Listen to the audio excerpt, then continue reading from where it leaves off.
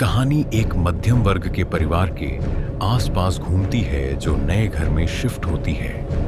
अर्जुन, जो एक 28 साल का इंजीनियर है, अपनी बीवी नेहा और 6 साल के बेटे रोहन के साथ एक पुराने 2 बेडरूम फ्लैट में रहने आता है। फ्लैट का एक कमरा हमेशा लॉक रहता था।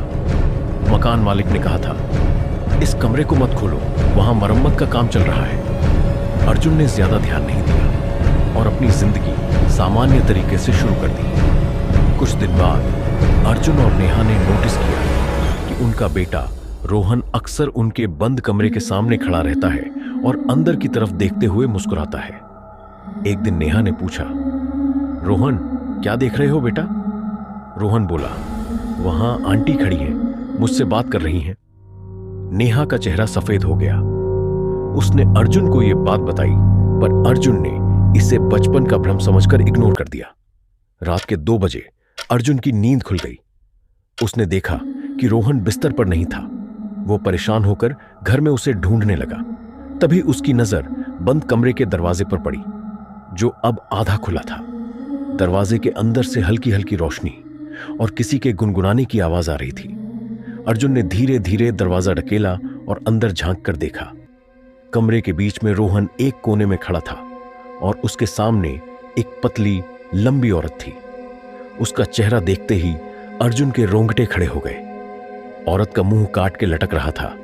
उसकी आंखें खाली और अंधेरी थीं और वो रोहन की तरफ अपना हाथ बढ़ा रही थी। जब अर्जुन ने चिल्लाते हुए रोहन को उठाया, औरत ने सिर्फ एक चीज बोली, तुम्हें बोला था ये कमरा मत खोलो। अर्जुन ने रोहन को उठाकर कमरे का दरवाजा बंद कर दिया और नेहा के पास ले गया।